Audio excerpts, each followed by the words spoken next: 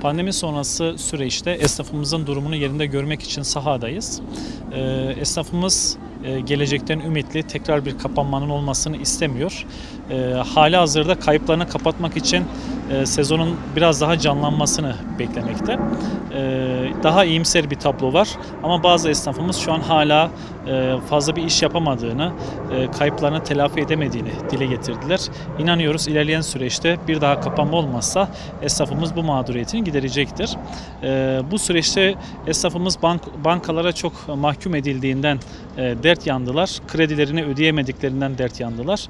Bunun da kolaylaştırılması adına esnafımıza bir daha destek sunulmasını, hatta bu kredilerin gerekirse ertelenmesi, ödemelerinin ertelenmesini yahut bunların bir kısmının faizlerinin silinmesini beklemekte.